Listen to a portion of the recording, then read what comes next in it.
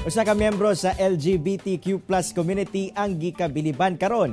Human gilibot ang Pilipinas sakay sa iyang bisikleta sulod sa kapin usa ka bulan. Atong ilailahon ang Barbie na biker ng Mako Davao de Oro sa report ni Kent Abrigana. Ilabihan ang kalipay sa 28 anyos nga siklista nga si John Luis Uhagan. Umas na ilhang biker na Barbie pag-abot niya sa Tagum City niadtong Sabado sa hapon. Kini human ang 37 ka adlaw niya nga paglibot sa Pilipinas o Philippine Loop. Gisukat usab siya sa iyang mga taga-suporta. Hilabi na pag-abot niya sa Tagum City.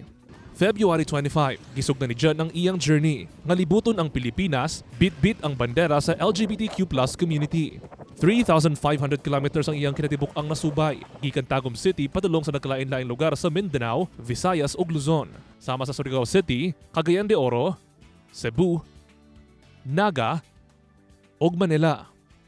Tubong niyang mahatagan ug pagtagad ang mga isyu nga ginaatubang sa mga miyembro sa LGBTQ+ community. Lisod kuno ang iyang mga giagian apan sa tabang sa mga donasyon sa iyang mga taga-suporta, nagmalampuson siya. Kaya po na mga bayot na makipagsabayan o gusto po na ko ipakita na kami mga bayot, kusgan o pinaagi po sa pagbike, gusto na mo na ipakita na kami mga bayot na deserve po na mo ikigugmaon. Welcome home!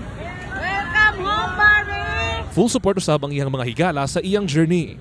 Padayon lang jud sa tuang sa tuang goal, sa tuang passion sa bike.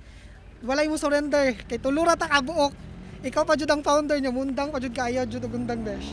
Si John ang nagapamatuod nga pinaagi sa dedikasyon ug pagsalig sa sarili, walay imposible. Hello, maayong buntag. Ako si John Luis Uhagan, ang Barbie na biker ng Mako Davao de Oro, Philippines. Kauban si Melchor Awing sa kamera. Ako si Kent Abrigana para sa One Mindanao.